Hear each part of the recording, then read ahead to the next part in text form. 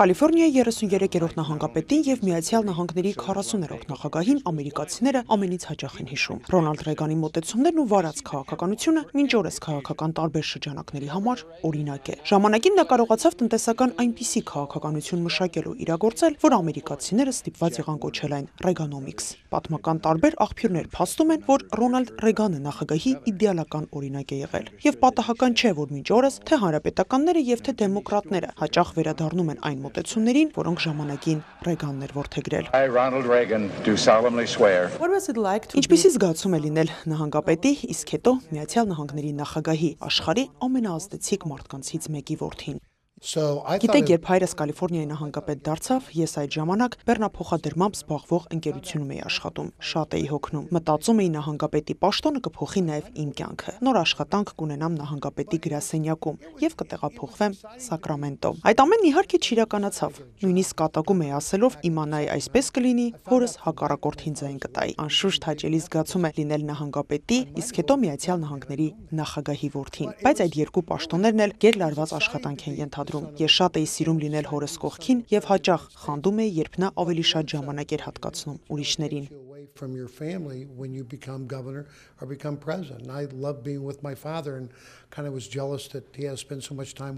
Ռոնալդ Ռեգանը Միացյալ Նահանգների միակ նախագահն էր, որ 1915 թվականի դեպքերը որպես ցեղասպանություն ճանաչեց։ Ձեր կարծիքով ինչու նրան հաջորդած նախագահները այլևս չօգտագործեցին ցեղասպանություն բառը։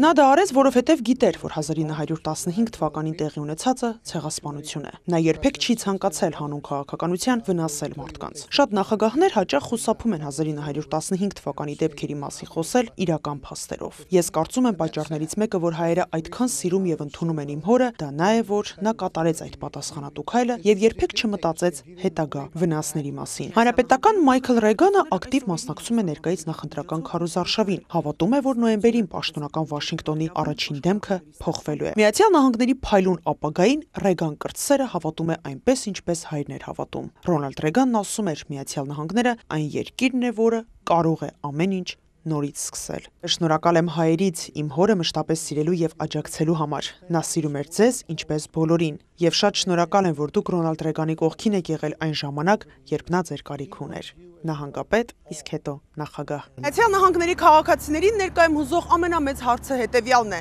հանրապետական թե դեմոկրատ, ով է լինելու Միացյալ Նահանգների հաջորդ նախագահը։ Արմինե Ամիրյան, Ռոբերտ Խաչատրյան, Armenia Ruslan ընկերություն։